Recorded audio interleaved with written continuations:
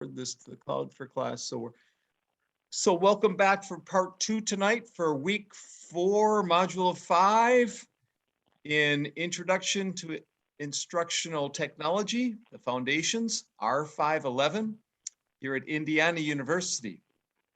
And our guest in part 2, I know normally we have the guest in part 1, but today's a Friday. I thought we'd try something different.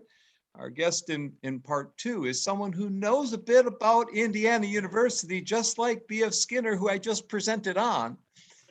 B.F. Skinner was a faculty member, as I mentioned, in the 1940s. But if we jump ahead 3 decades later, Dr. Richard Mayer was at IU apparently. Now, it was before my time, but he was in the psychology department from 1973 to 1975. And before that, I believe, was at the University of Michigan. And so Michigan to Indiana, and then off to California in Santa Barbara to hang out with all the Californication people out there. He's had fun. Are you from Michigan, by the way? Ohio. Ohio. So he's got Ohio roots, Michigan roots, Indiana roots. He's a Midwest guy. So it's great to have a Midwest guy helping us understand psychology tonight. And Dr. Mayer has been in all aspects of cognitive psychology. You can just go through his resume and his bios that I have sent to you. You know, whether you're in the gaming space, and quite a number of our students and my students have explored the gaming space and have sent me questions during the week. Jake Enfield from George Mason University says, I can't make it tonight, but please ask him this question on gaming. So in the gaming side, multimedia for learning, computer supported learning, metacognition and learning, and much, much more.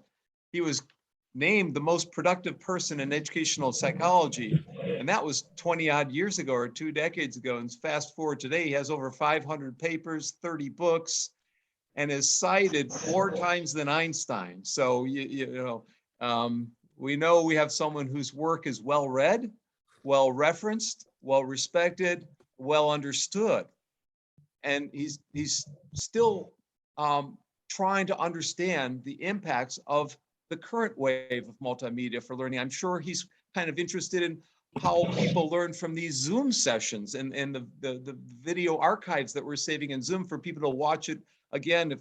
What understanding might people have who have watched the main show right now and come back and watch it again later, versus learners who don't have that option? Or there's all sorts of ways to spin off tonight's learning, if you will, and we could have 2 groups or 3 groups or 4 groups.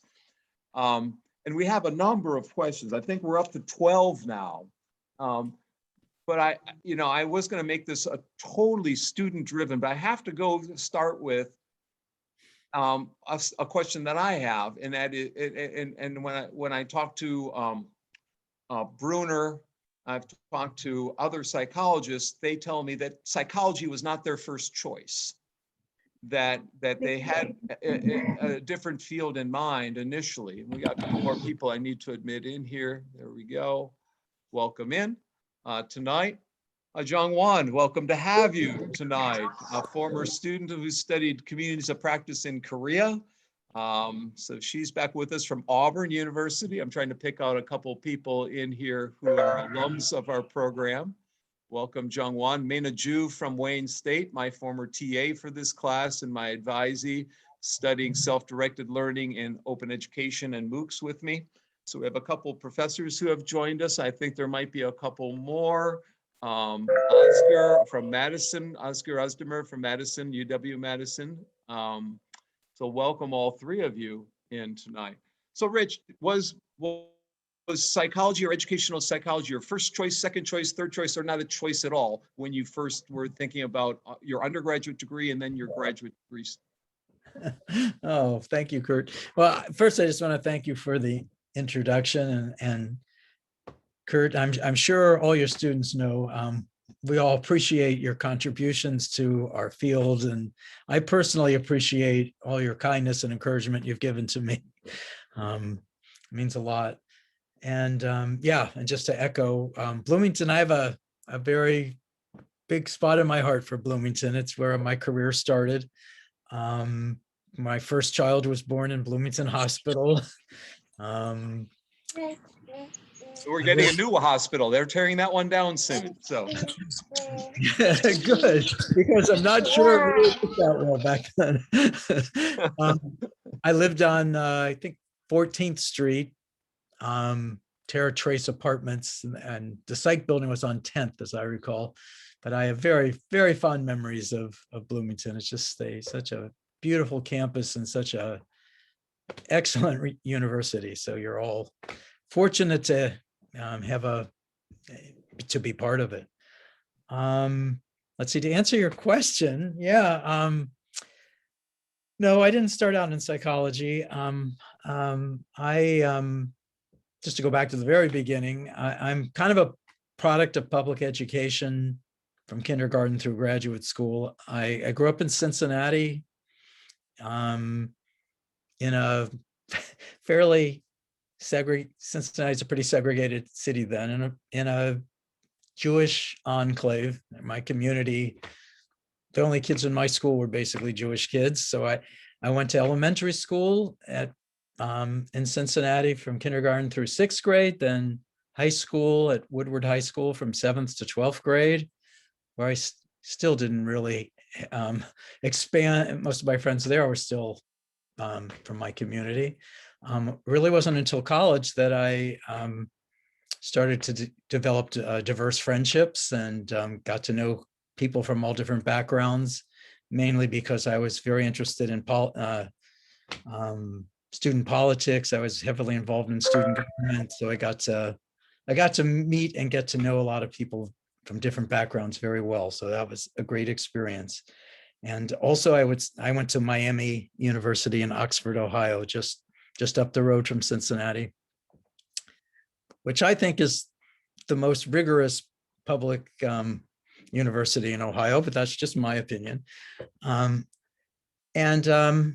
Yeah, I started out in business because my dad thought that's what I should do. I'd be able to be employable and get a job. So I started in business, but it wasn't doing it for me. It didn't have the depth that I wanted. So then I changed to economics, which is kind of I don't know, just a more intellectually interesting approach, maybe. Just some of the same issues in business.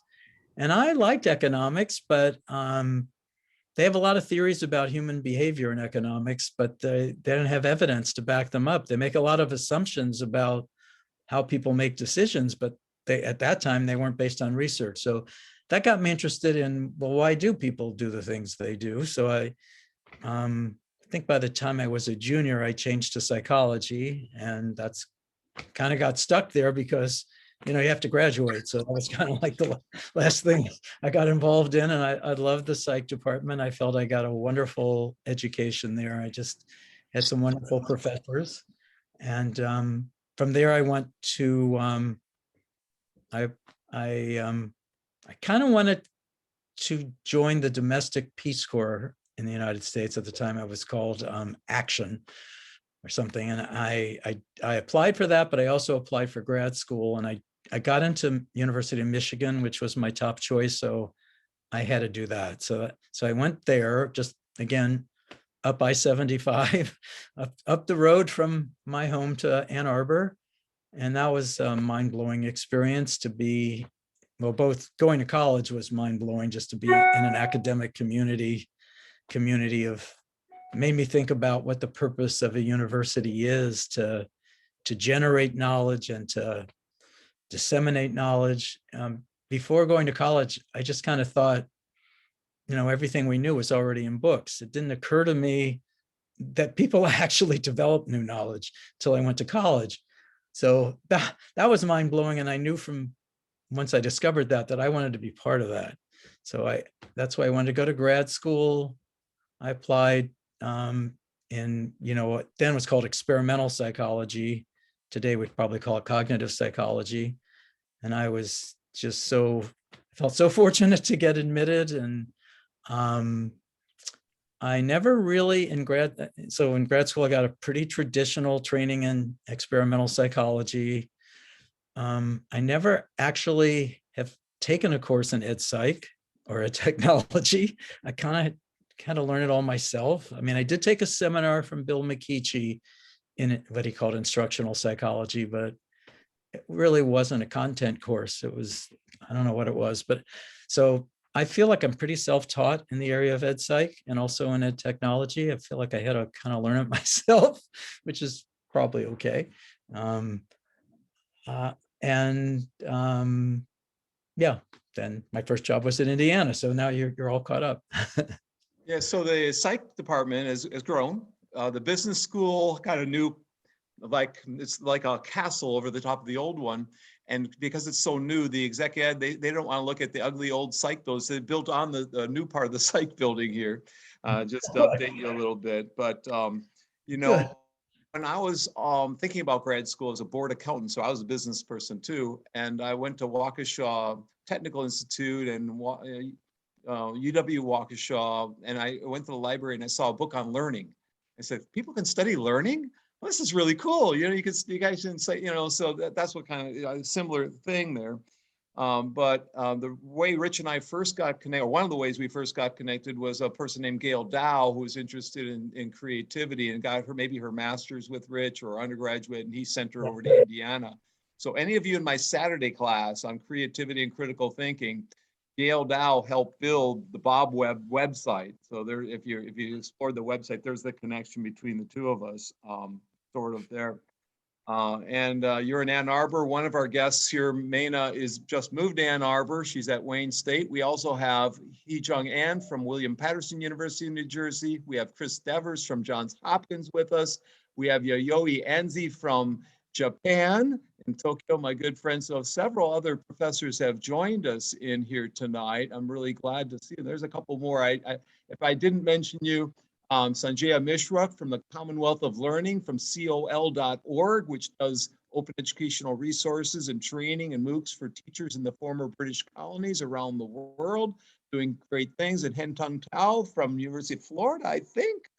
So anyhow, we have questions in different ways. We have something called Slido. And if you click on the link there, you can post your questions to Slido and you can vote on them for the best questions, and we'll ask those.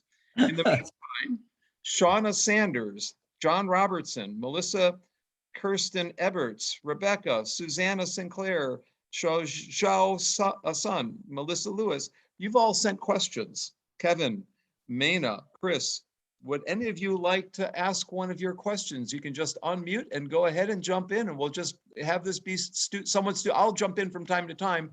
Oh, we also have Renee Cook from Singapore Polytechnic. Good to have you with us tonight. Anyone want to jump in and be the first question asker? Sure. Rich, thanks for taking time to chat with everyone this afternoon. One of my questions is, knowing what you know now, what do you wish you knew when you started your career?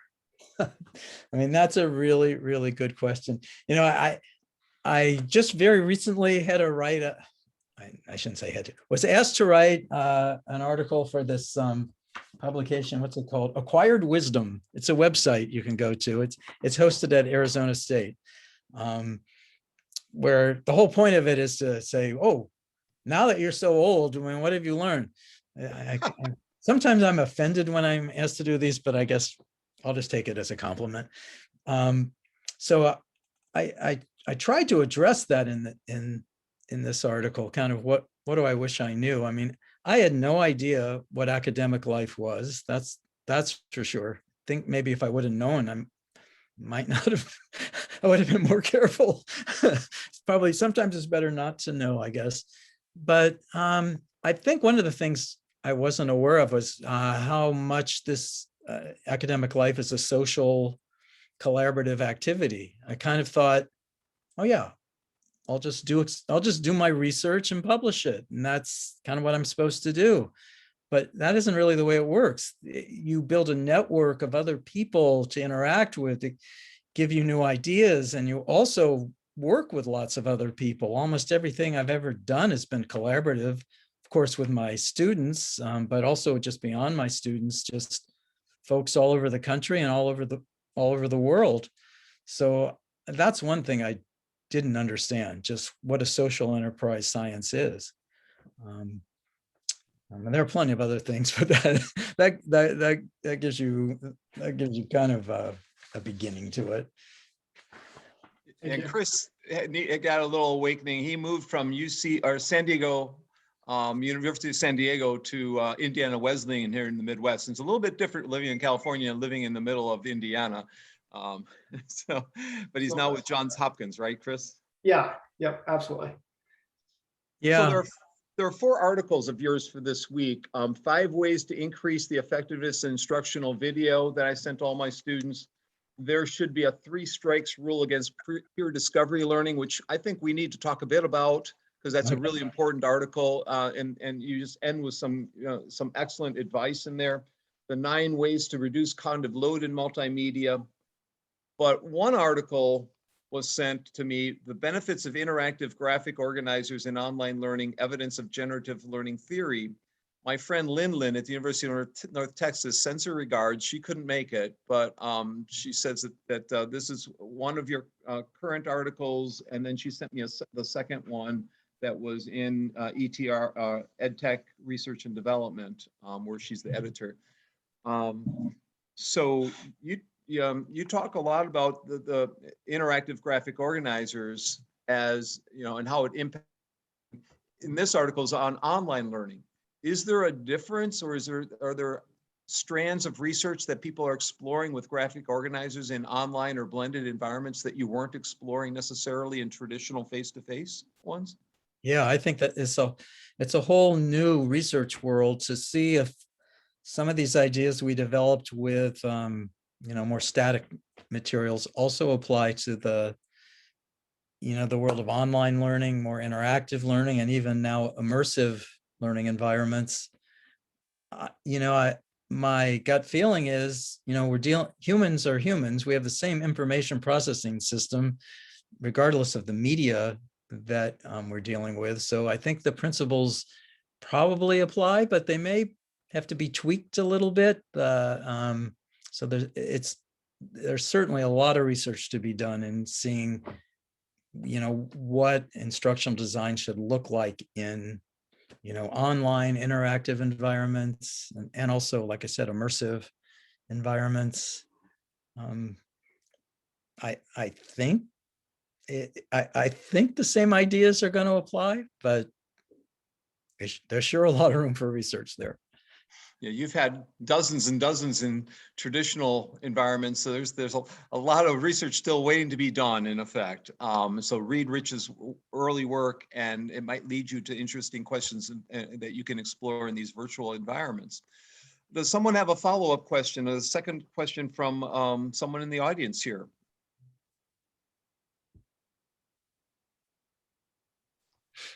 I know everyone's shy. This is Kirsten. I did submit a question. Yep. I work at Trine University in our online department, and I just wonder, being fairly new to this program, based on your research, what are some essential practices that we should be putting into place at our institutions to really enhance our instruction for our students? Kirsten, repeat the university you're at. I'm at Trine University in what in city? Angola, Indiana. Okay, thank you. Yep. That's great. Yeah, well, I mean, that's a really good question. It's kind of like asking, what is good instruction? What could I do to improve the way I teach? But are you talking more about face-to-face instruction or online, completely online instruction? Online instruction. I mean, online is a little easier because it's a more constrained world. So it's, I think some of the evidence-based principles we have probably apply better. I try to think about it in terms of, how does the learner process information? Because our goal as instructors is not just to present information, it's also to guide the learner's processing of that information. Because we know that we can fill the screen with all kinds of words and images, but people are very limited in how much they can process at one time, and it's very easy to overload people. So we have to have an understanding of how the human information processing system works if we want to, I think, design instruction that's going to actually mesh with how people learn. So the the principles that we've developed over the years based on our research kind of have three main goals. One is what I call reduce extraneous processing. So this means, given that people have very limited capacity and working memory to process information, we have to make sure that we don't overload their working memory. So some techniques for that are, well, I guess they're pretty obvious. One is what I call the coherence principle, not to present too much information, to get rid of extraneous material, only present really what's needed. So it's kind of the idea of keeping it simple.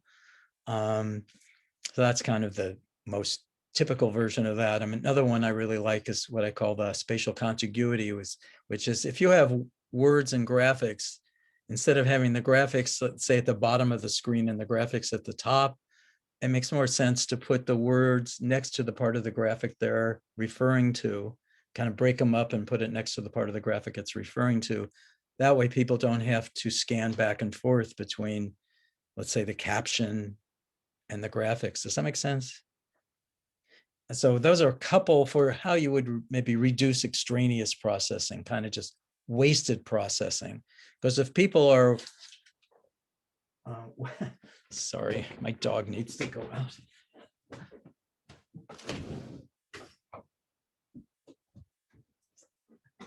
Sorry, my dog wanted to go on the balcony. If people are wasting their cognitive processing on things like extraneous material or trying to find where the words match up with the images, then they don't have capacity left over for making sense out of the material. So let's say we've kind of designed our instruction so that it eliminates a lot of extraneous processing. Then the next issue is what I would call managing essential processing, because the material still might be complicated for the learner, especially if they're a novice. And we can't make it simpler because what we're trying to teach is complex. So one approach to managing what I'm calling essential processing is to follow what I call the segmenting principle. Break it down into smaller parts and make sure they understand one part before you move on to the next part. Another kind of complementary technique is what I call pre-training, where they get exposure to the key terms. They kind of know what they are. They know what they mean. They can even, sometimes just being able to pronounce them is important, to be able to hear them if they're being spoken. So that's pre-training. So both pre-training and segmenting are two ways to like manage what I'm calling essential processing. And then let's say we've done a really good job designing things. There's not too much extraneous processing. We've used segmenting, we've used pre-training, but still people don't engage. If they don't try to make sense out of it, it's still not going to be effective. So the third kind of instructional goal I have is what I call fostering generative processing. How do I get people to be motivated to work hard to make sense out of the material? And one technique that we've looked at, we call personalization, which is using conversational language to kind of build a social connection between the learner and the student. I mean, that's hard to do online because obviously it doesn't feel that personal. But I think by using conversational language, and by that I mean things like saying I and you rather than just using third person, so that you feel like the instructor is working with you, and also using polite wording instead of just giving kind of direct commands, kind of being more cooperative in the way you say things. I think that's what I mean by personalization. If there's going to be a voice, we've done a lot of research on the social information that's conveyed in voice, because voice obviously delivers the verbal material we want, but we have found in our research, for example, a positive voice, a happy voice, people learn better than if it has negative affect. So certain kinds of, so those are kind of issues that just get people to maybe want to process more deeply. We've also looked at what I call the embodiment principle, whereas if you're going to have an on-screen human or even an on-screen animated character, they should gesture, they should seem human-like, because that makes the learner want to kind of feel more like they're interacting with them on a human level. So do those all make sense, Kristen? So that's Yes, kind thank you. sure, that's like the 5-cent tour of what I've spent the last 30 years on. And now you'll have to read his articles and dig in deeper after this, and maybe one of your papers can be on that, one of your midterms and whatnot. I want to turn to Maina Jews, my former assistant in my classes now at Wayne State. She had 2 questions for you. And Maina is probably the one former student who's the most like you. She had 10 publications. Well, she had 6 publications her first month at Wayne State, and 10 in 2020, and 10 peer reviewed. I think she's going to have in 2021. So she's starting her career off on your pace, basically. Well, congratulations. That's really amazing. It is amazing. So Maina, you got 2. You can ask them. Which one would you like to start with? Thank you, Dr. Bonk, for the introduction. And also thank you, Dr. Mayer, for giving us a chance to chat with you. So I think you got a picture with him at AERA and where we what did together. Yeah, a couple years back in Toronto. Yeah. In Toronto. So currently I'm an assistant professor at Wayne State University. I graduated from IU in 2019, and Dr. Bonk was my advisor. Right now I'm teaching a course on interactive course design. So I'm using your book as a kind of textbook, your e-learning design book. And then you have talked about the different principles just a few minutes ago. And also you have like 6-7 kind of guidelines or item checklist.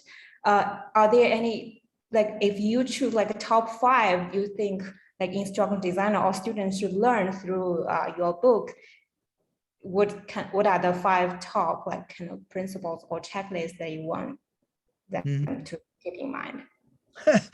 Because we know people have very limited working memory. They probably could only remember maybe even 3. Certainly 5 or 6 would be the max, that's for sure. So I think one thing you want to do is just kind of maybe go one level up from that and kind of say, kind of what are the top level goals as an instructional designer that you should be thinking about? So those are the 3 things that I just mentioned. Kind of reduce, you want to do things that are going to reduce extraneous processing.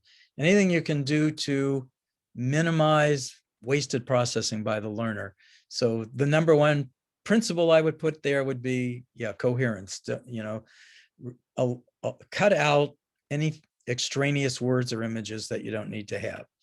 And then the second, like I said, was managing essential processing. If you have something complex for people to learn,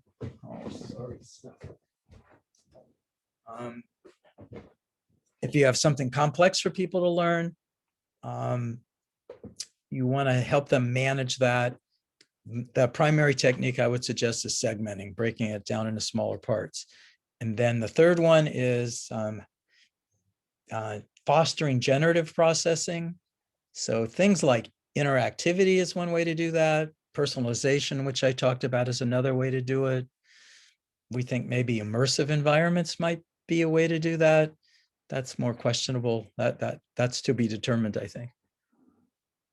Maina, you want to ask part 2 of your question or your second question? Thank you very much, Dr. May. So the second question is also related to your book and also related to your research in the game for learning.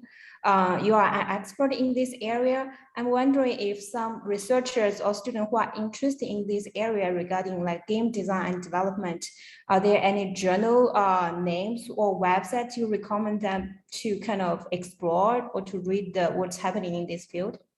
Yeah, that's a great question. If anybody has an answer to that, I'd like to know, because it's hard to, I haven't really found a journal that really, for me, is a home for research, for what I would call high quality research on learning from games, what I call games for learning. I mean, there are a lot of journals that have gaming in the title, but they're not exactly focused on games for learning. We've published some in Journal of Cognitive Enhancement, where we've looked at games for trying to improve cognitive skills, but that journal is not specifically for games. And there are a lot of like applied cognitive psychology journals and educational technology journals that publish papers on games. But the literature seems to be distributed over a lot of different places. So I'm kind of feeling the same thing I think you are, that there doesn't seem to be a home yet for kind of research on games for learning. I think it's a field that is just developing. That's part of the reason it doesn't quite have doesn't have maybe a direction yet. So we have two more people. Go ahead, Mena. You know. No, I just want to say thanks to Dr. Mayer. It's very helpful. Oh, thank you. And if he goes to San Diego and you go to AERA, you can get another picture.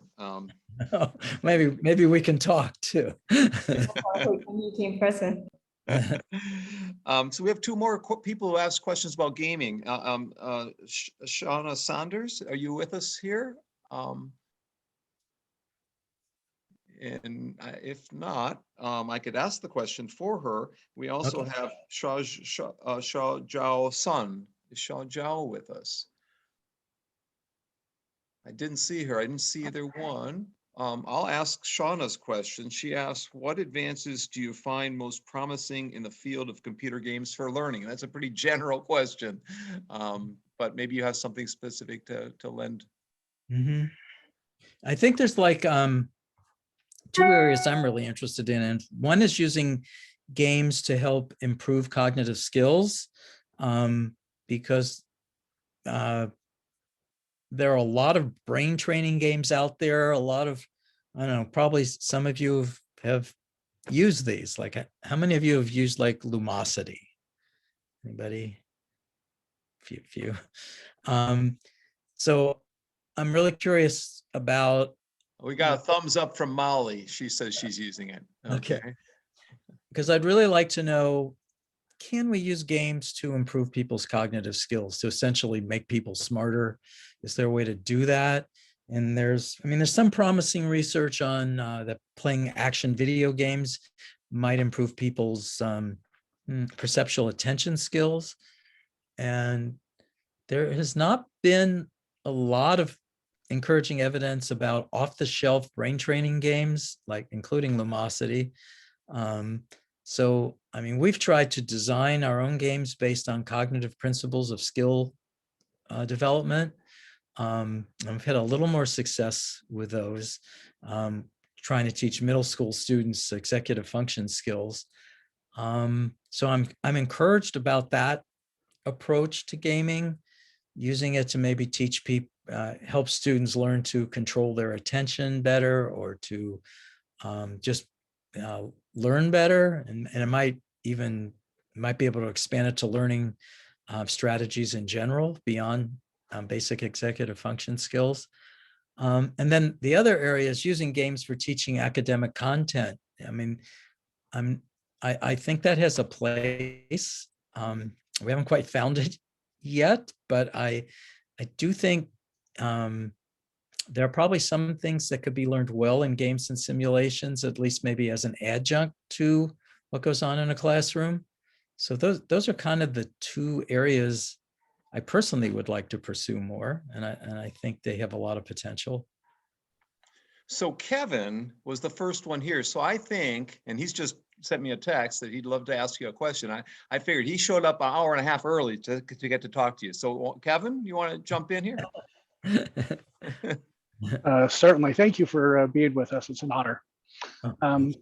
We're focusing on behaviorism this week, and I'm in adult education. That's where my master's program is. And so the behaviorism theories seem to be getting a pretty bad rap lately, but are still quite useful in childhood education, but become increasingly nuanced and complex in adult education.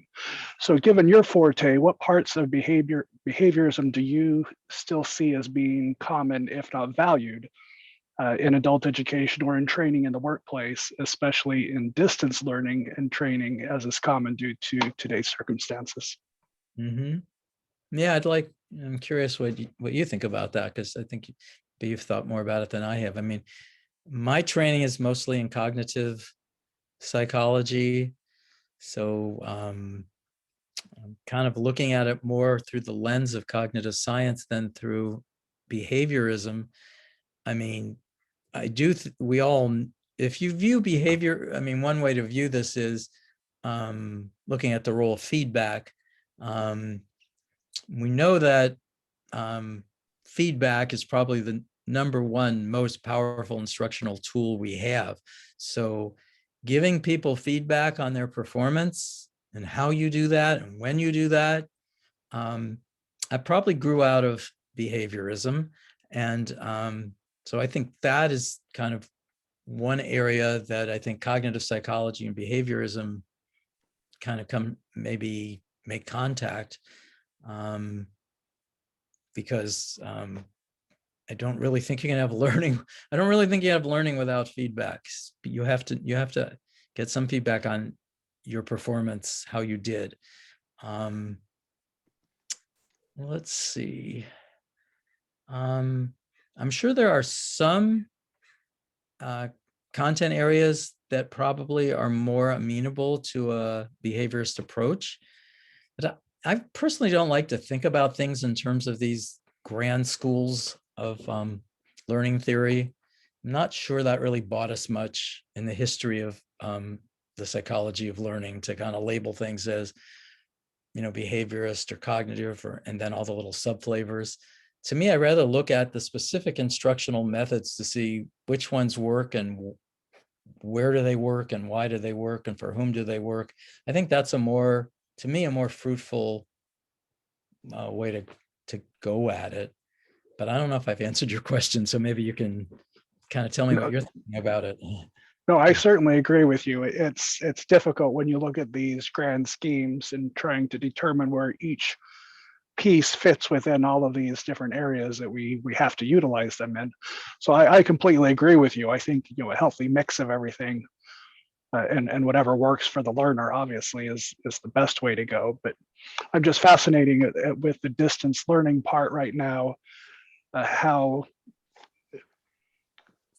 entrenched we've all become into it, and yet how new we are all to it, and how the conditioning portion of it may be operating for all of us within this distance learning universe that we have.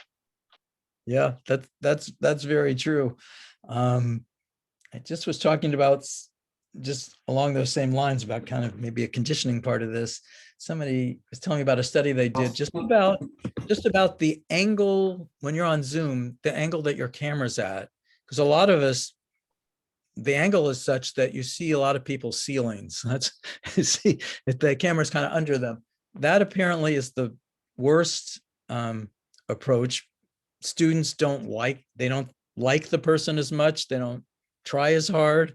So just thinking about where the camera is, and also I heard getting very close is also bad. It's frightening to people. So that's kind of almost a conditioning thing that you don't even think about. But I've tried. I put my laptop on top of books, so you won't have to see my ceiling.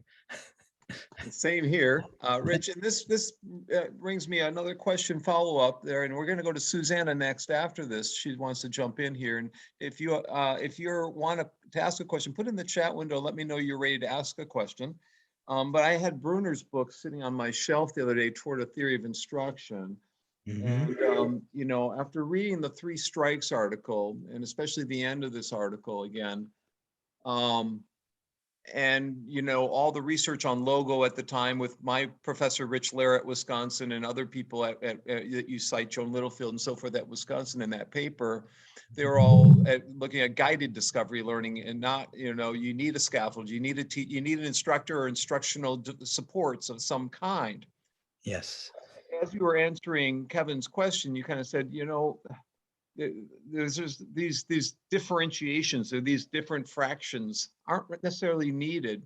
And it got me wondering, back in the days when people were debating, pure discovery learning versus guided discovery learning, the Seymour Papert's approach to logo and others, were you on debate panels ever where people were arguing back and forth at AERA about this? Because You know, I remember David Jonathan and David Merrill getting up on stage a few times and debating, and it was quite heated, you know, Yeah. back in the day. Were you ever part of those panels that got when there was a transition kind of happening within the field, and people were called up on stage to argue the points of view? Were you ever on one of those panels, and what was it like? I don't think I was ever on them, but I do remember the kind of controversy you're talking about with, let's say, those two guys. Yeah, with David And I- Johnson especially, yeah. yeah, So you can know, you, go ahead, go ahead. this is my feeling, and this kind of applies to AERA in general. I think it became too ideological. I don't think we really, our field is not about ideology. It's kind of about theories of how people learn and how to help people learn. I think that's what we're trying to do. We're trying to understand, how does learning work and how can we help people learn? And I think sometimes the ideological battles people have get in the way. It's really not about ideology, because you can't really prove or disprove those high level ideological positions. You have to get it down to the level of a testable hypothesis. So I kind of, my experience then at AERA over the years got me to think, you know, that argument, it's fun to watch people argue about it, and it makes me think, but I think ultimately maybe it's not all that productive for our field. We want to know what works, who does it work for, why does it work, things like that. We don't. So Yep. yeah. That's why last hour before you came out, I talked about the How People Learn book. Exactly, doing just that. And so if anyone wasn't with us the previous hour, download the How People Can Learn the book. There's a version 2 now that's available. Is it Academic Press or something like that? I forget. It was, yeah, originally published by National Research Council. Yeah, that's it. Yeah, National Research Council. So this week, the students are reading the 3 strikes rule. Next week, the 9 ways to reduce cognitive load multimedia. So Okay. if the students are late in reading this article, what is the takeaway you want to give them from the, what was the premise behind this piece? Well, I think I was starting to just get, it's kind of a reaction to some of the way some people interpreted what constructivism is, that this is kind of a ideology that means we always have to learn by discussion. We always have to learn by inquiry. That's the really only productive way to learn. That is, to me, constructivism is not a theory about how to teach. It's a theory about how people learn. The way we learn is to construct knowledge. We take information in.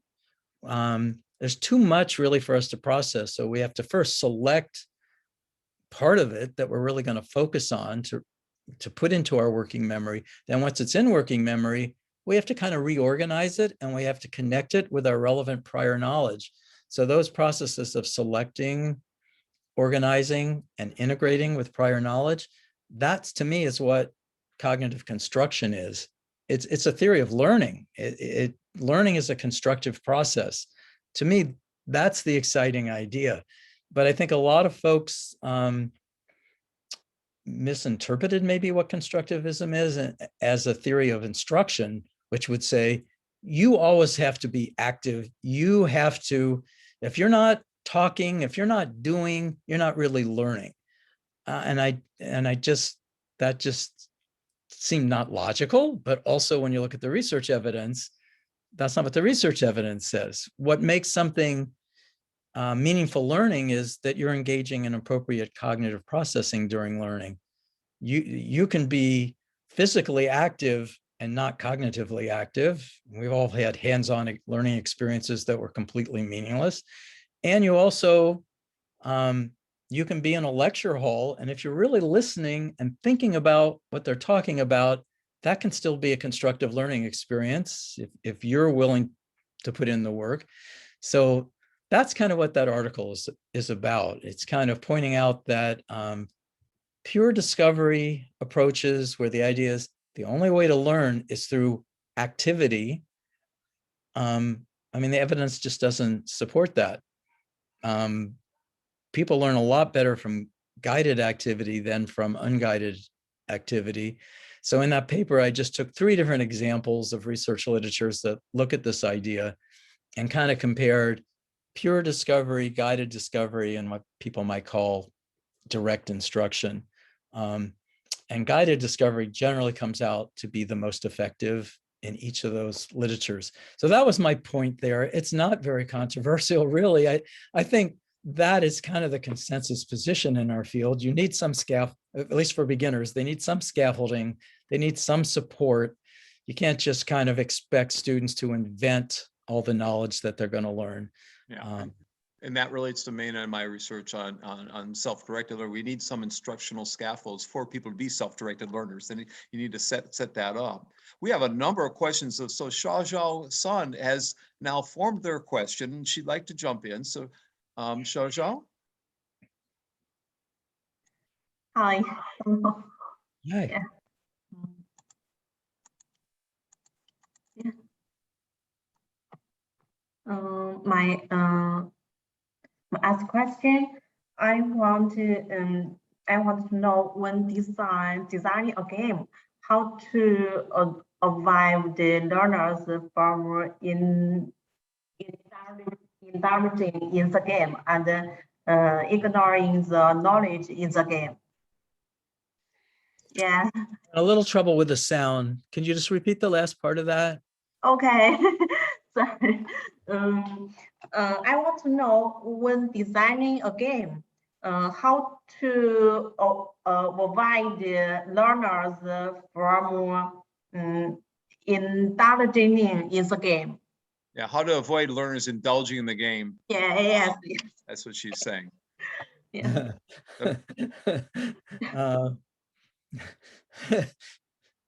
So when you're talking about game-based learning, so I'm not sure what you mean by indulging in the game. You want them to play the game, right? Yeah.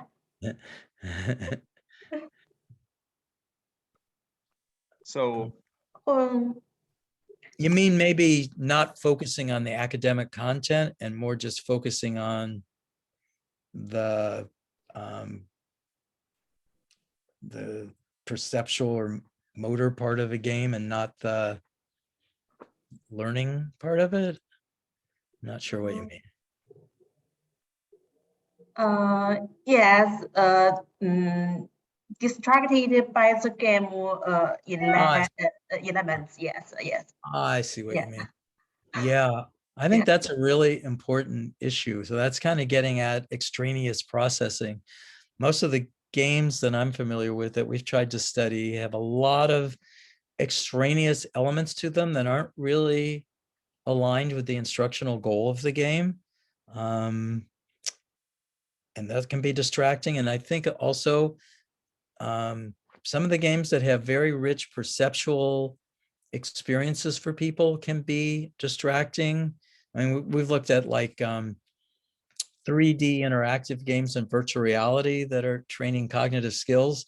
They are so entertaining that you don't really learn anything from them because the experience is distracting.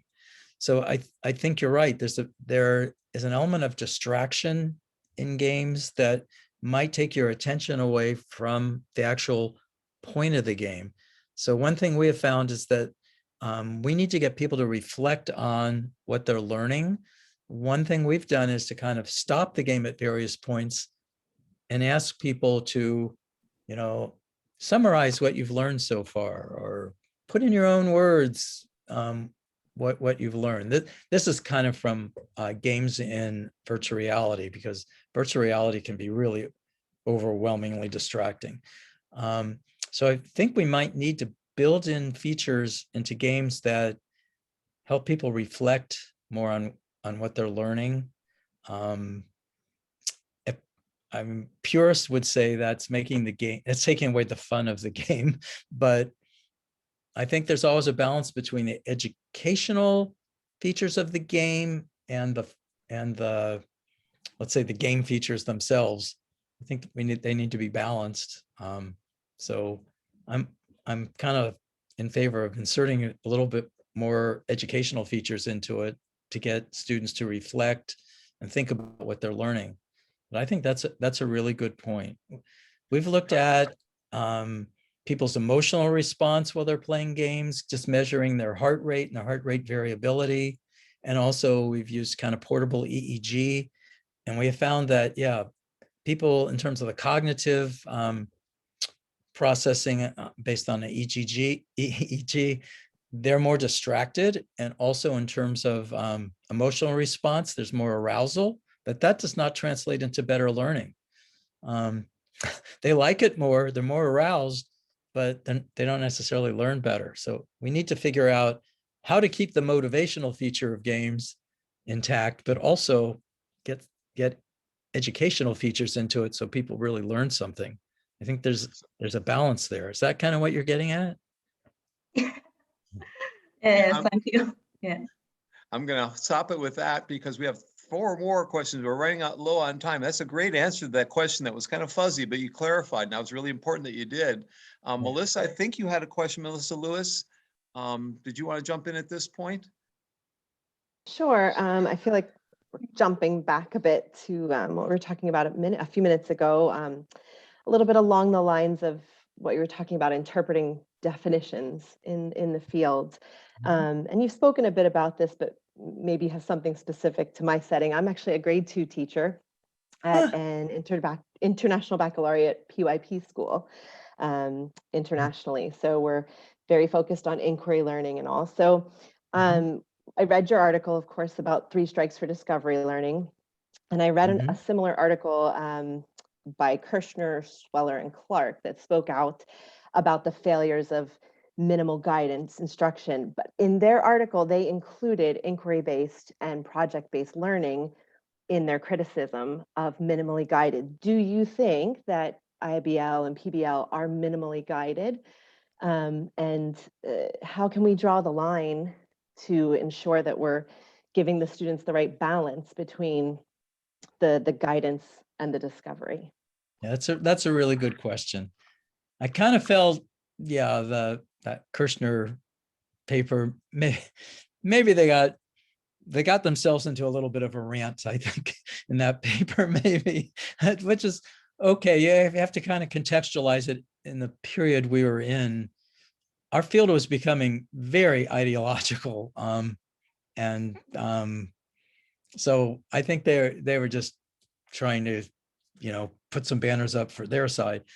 But no, I think inquiry learning has a long and glorious history in education, and project-based learning has a long and glorious history, I guess we could say. So I definitely think that those techniques have a place, and depends, on the learners. Normally you think, oh, it should be for maybe graduates, professional training, not second graders, because you need kind of lots of knowledge to be able to really engage in this kind of stuff. But I agree. I've seen second grade classroom where kids are amazing on projects. I mean, I've seen my grandkids produce these incredible PowerPoint presentations that I don't even know how they know how to use the technology. So I definitely think there's a place for it. But I think, there needs to be guidance, there needs to be scaffolding, there needs to be feedback from the teacher. But I certainly wouldn't, I certainly think that they have an important place. So Great question, Melissa. How long have you been a teacher? I've been teaching for 21 years. I've been a PYP teacher overseas for 11 years. And Wow. I've definitely grown into the philosophy, and I do really enjoy it with the kids. Well, that's fantastic. Thank you. I think there's nothing more important than what you're doing. So I really admire that. I've been on my local school board in Goleta for 40 years. I've been a school board member, gone through 10 elections. So I have a little feeling. It's a K-12 district. So I have a little feeling for what goes on in elementary schools. I've learned over the years. And one thing I've learned is it all depends on teachers. Thank you very much. Thank you so much for your response. Sure. Shayla has a question she's put up here. Shayla Havener, you want to tell us where you're from? As she's not one of my students. So go ahead, Shayla. if you're with us. Yeah, I'm actually one of Chris Devers' former students. I'm in New Mexico, but I also work for Hopkins.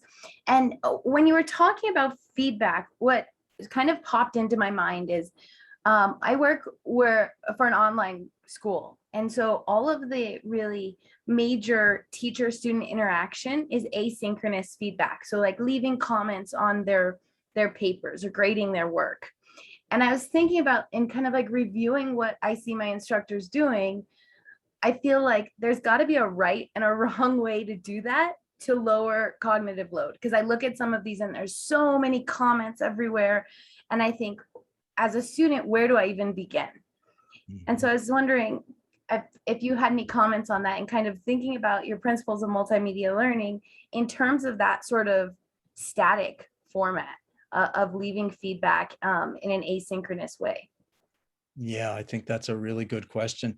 Fortunately, we know a lot about how to give good feedback. There've been some really good reviews over the years. I think Valerie Shute had one a while back in Review of Educational Research, and there's another really good review I've seen somewhere. But I think the basic rules about feedback are, well, since if it has to be asynchronous, then the timing issue, we don't have to worry about the timing issue. But I think you always want to give feedback about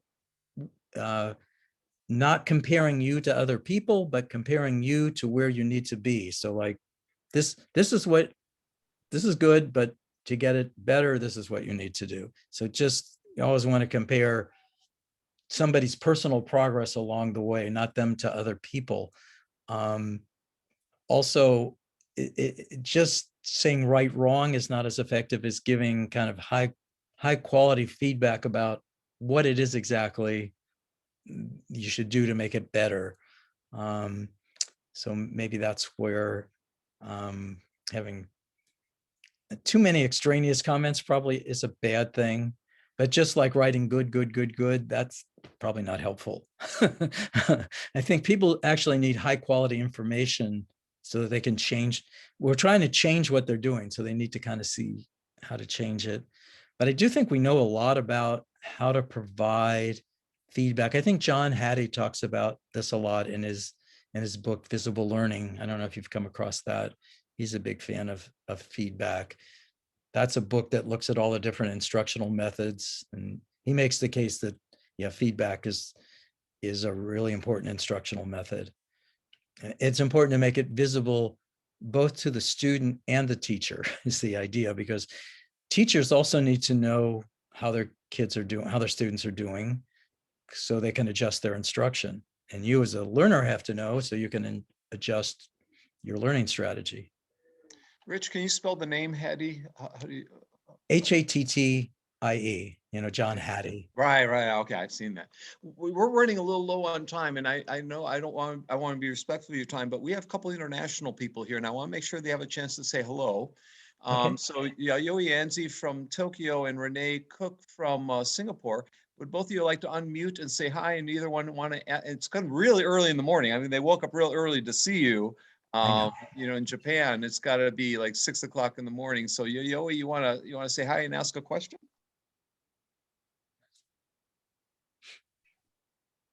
You got to unmute your mic, Yayoi. You're muted. Good morning from Good Japan, Dr. Good Mayer. morning. I actually graduated from UCSB, and you just mentioned about Goleta, so that's a really familiar place. Yes. And before this session, I read your book, and I had a question, but you answered in this session. Thank you very much, and great pleasure meeting you here. Thank you. Thank you very much. I had the opportunity to go to Japan many years ago, and it was just such a wonderful experience. I just so much enjoyed that. Yeah, after COVID-19, please come. I like that. I love UCSB. Thank you very much. Oh, thank you. Yayoi got her doctorate at International Christian University in Tokyo, in the south part of Tokyo, and had a chance to stay a week there with In Sung Jung. Professor In Sung Jung does a lot of work on blended learning and other. She's an alum of IU, and almost became the president of the university a year ago. She was runner-up to be president, but In Sung was her advisor, and we do a lot of work together. And Yayoi has worked on a couple of book projects with me. And now I'm working with Renee in Singapore on a flipped classroom project. So Renee, you want to say hi to Dr. Mayer? And you're muted, Renee, if you want. Go ahead. Hi, I'm Dr. Mayer, and Prof. Wong for the invitation to this webinar. And I actually don't really have a question. I read a lot about his principles of the multimedia in learning, because I like what Prof. Wong has said, I'm working on a paper on creating videos that are done by instructor, and how does the video help students to learn. So it's done by me, which is the instructor. So the paper is entitled High Impact, because like what Dr. Mayer say, it's really about how the videos help them to learn rather than using them to teach, say, so that they can learn and construct knowledge. Yeah. So I'm like enlightened with the piece that there was discussed just now, and I'm actually so looking forward to this session, because I've cited his paper a lot, and so I just look forward to see him virtually, because it's not quite possible to see in person. So thank you for the opportunity, and thanks for the sharing. Well, thank you. Thanks for getting up so early. So she's at Republic Polytechnic, which is I guess would be the east side of Singapore if you've been to Singapore. It's not exactly downtown. It's it's a beautiful place. We have a couple other professors with us. Jung Wan, would you like to say hello? Hee Jung, either one of you, both of you, I want to unmute and say hello and ask a question of Dr. Mayer.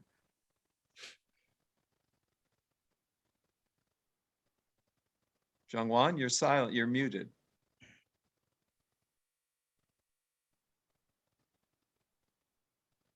Thank you so much for presentation. I'm not sure whether my question can be relevant, but I'm just curious. First of all, I do not have much knowledge about brain research, but when I see the bio of brain research, I'm wondering about what's most up-to-date brain research, whether all the MRI research things help us better understand how people learn so that we develop better instructional strategies. So do you have some comment on this area?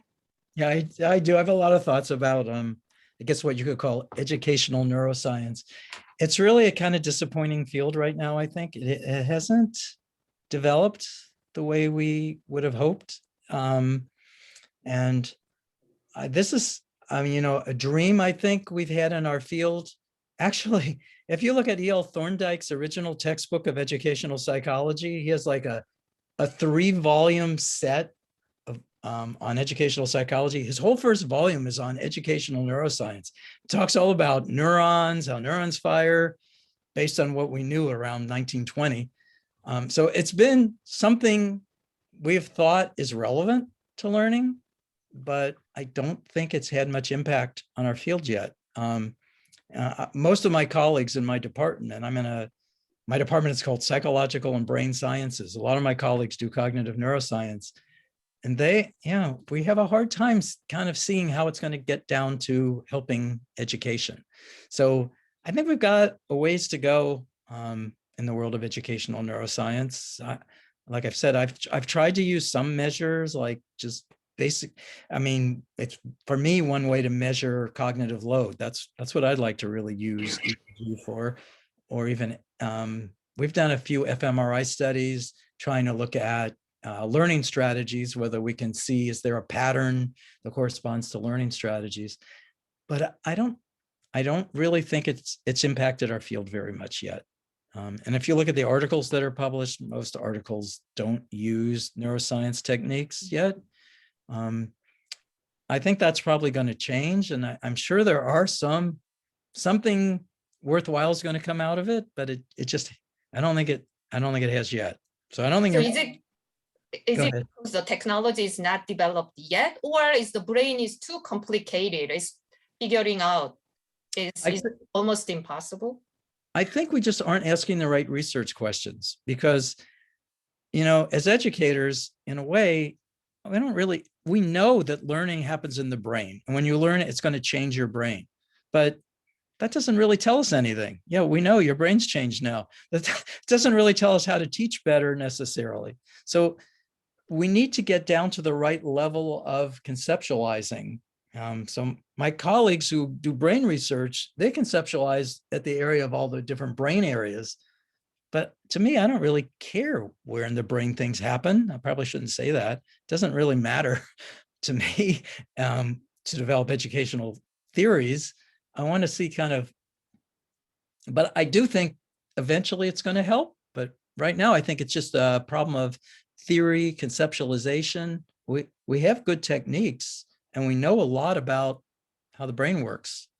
So that's not the problem. It's just the problem of asking the right kind of research questions, I think. Susanna had her, I'm sorry, Jungwon, do you want to say any final things there? No, just thank you so much for your comment. That's something that from a teacher educator's point of view, even though I know about how brain function, it doesn't tell teachers about how you can help the students who is struggling. But you mentioned that, so it really helped me. Thank you. Sure. Susanna, did you want to jump in for one of the last questions here? Sure. Hi, Dr. Mayer. Thank you so much for your talk today. It has been wonderfully stimulating. I'm new to this field. This is my first semester at IU in the IST EDD program. And I have a background almost entirely in tech and systems. So this is also sort of new thinking for me. And I hope this is still in your wheelhouse, but something Susanna, tell him where you work. Where do you work at? And sure. What's your job? Yeah, I currently work at Widener University, which is a public university in Pennsylvania, in southeastern Pennsylvania, as a senior business systems analyst. So essentially, what I do all day is I look at large systems, organizationally large systems, and try to figure out where the pain points are. And something that really drew me to this field, and something that I continually come back to and have questions about, is the lack of technology access and how much it impacts being able to distribute these types of learning. So before my current job, I worked in a graduate school of social work, and that really kind of helped me direct these feelings of inequality. So not to get too far out of your wheelhouse here, but do you have any thoughts on how that lack of access to technology for students impacts this field or the growth of this field? Yeah, I think that's a really important issue. I mean, that's something that I've learned more about as a school board member, actually, because there are great disparities in kids' access to technology. So I think it's really important to level the playing field. I think, there needs to be some kind of just basic level of support for kids in school to have technology available. Like in our district, every child has a Chromebook. Every child has internet access at home. So that works, but that requires, we have to have social workers who help families who need help getting what they need. It requires a lot of effort to do that. But I think that's essential. I mean, education that's the way that we're all going to improve our lives, and I think everybody needs equitable access to the tools they need for a good education. So that's just kind of, I agree with the premise of your question. And also write to me, and I have some thoughts on that too, and I'll talk to you offline on that. I want to give the last question to Sanjay Mishra, because he's got a mission that involves access and the question that you just raised, and he might have some comments about it because he's working with people in Jamaica and India and Malaysia and all around the world at the Commonwealth of Learning, the COL.org. Sanjay, would you like to ask Dr. Mayer a question, or would you like to comment on anything you've heard and have the last voice here tonight? Thank you very much, Kurt. And it is a pleasure to listen to the interaction of Professor Mayer. Thank you very much for the kind of response to range of questions that people have asked. It's really inspiring to listen to someone to whom we have looked forward for a number of years in terms of research that we always look at. Particularly the multimedia theory of learning that I have been using for years with my students, and particularly in the context of preparation of multimedia materials, because I started largely in the field of distance education as a staff developer, helping people to develop multimedia learning materials or multiple media learning materials, where we used your work extensively. Currently, we are using your work extensively. No, wait a minute, Sanjay. You have to tell him where you were at. He was at Indira Gandhi Open University, IGNU, the second largest university in the world. And he was a grader of all those papers. So he got real tired grading tons and tons of papers.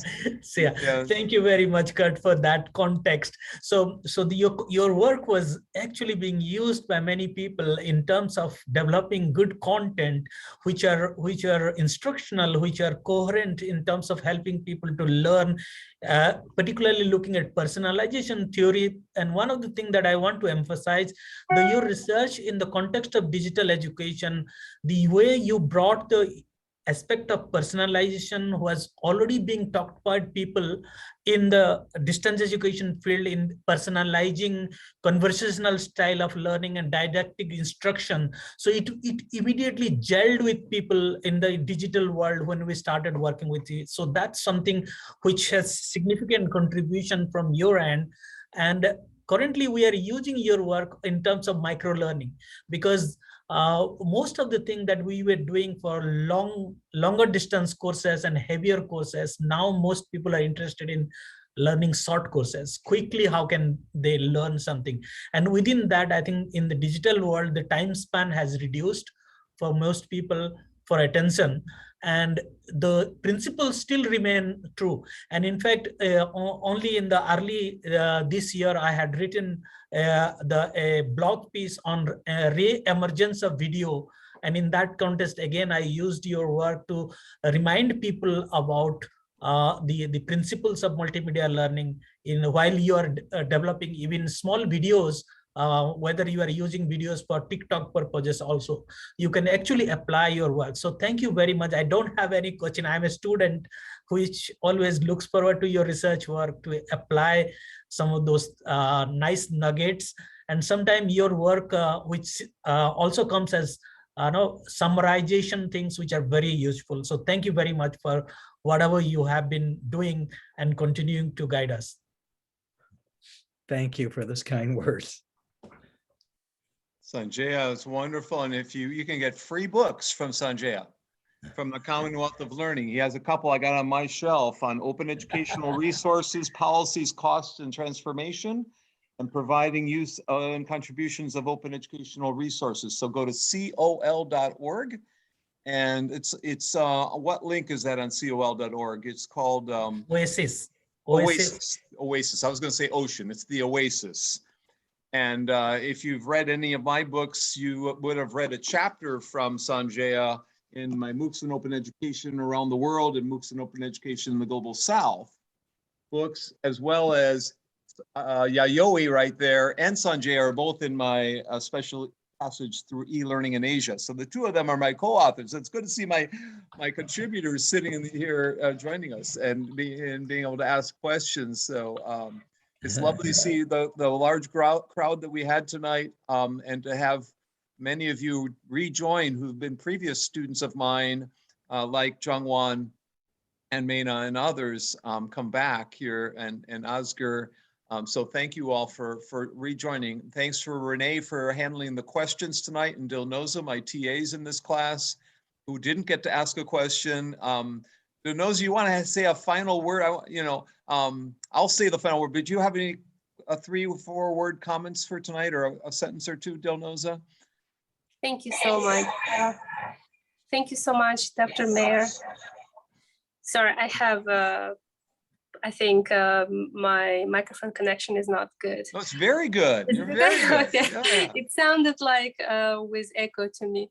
No. Donoza was a I- Fulbrighter here at Indiana and came back for her doctorate. So she's from Uzbekistan. So Yes, Wow. I got inspired by your works, Dr. Mayer and Dr. Bonk, so I decided to come back to study in more deeper breadths here in sectional systems technology.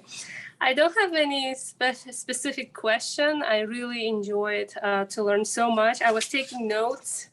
I want to show that I was taking notes. People were asking questions and all comments. It was really learning experience. And me too. I think I will be a forever student and forever learning, lifelong learner. Thank you so much. I really got a lot from today's session. Oh, thank you. finally, Renee, you have 3 words for us before we say goodbye. Hi. Thank you so much, Dr. Mayer. I was monitoring people's question coming in. So I tried to pay attention to both and I learned a lot from today's session. Thank you so much. So everybody, a round of applause for Dr. Mayer. Put 3 words in the chat window. So it was a great session. This is one of the best sessions. I've been doing this for years, and I must say this is one of the best ones we've had in here. They're all good. It's always great to have someone come in who's done so much research within the field and pushed the field ahead in so many ways and influenced all of us and has made a major impact on all of us and our thinking. So it's just a joy. It's almost like this session was like a class in and of itself. It can be a springboard to so many different projects that my students might now do for papers. They might have to do their midterms. They might think about doing a review of Dr. Mayer's research, a strand of it anyhow, and writing that up. So you can see in the chat right here, how he says, thank you very much. I'm at University of Missouri and they're hosting this webinar, he's very thankful. So Rich, I hope someday we can do this again. I hope sooner than that we can meet up at, maybe AERA in San Diego or Chicago or somewhere in the world. And I promise to bring these people to your session so that we can fill the room up. Okay. Well, thank you all for, you made my day. And it seems like just a wonderful course. I wish I could take it myself. Well, thanks for that. And I really appreciate the kind comments at the start here, because again, you're very influential on myself and on with all the students and preparing for the qualifying exams. Your name's all over the place. So so now they can see a name and attach a face when they're writing up their qualifying exam questions, if nothing else. Hopefully they won't write you for an answer. They have to think of it themselves, but I wish you a great weekend, everyone a great weekend. And again, a big round of applause, a big thank you. And I'm going to put this up to the cloud and end this session. So stop the recording and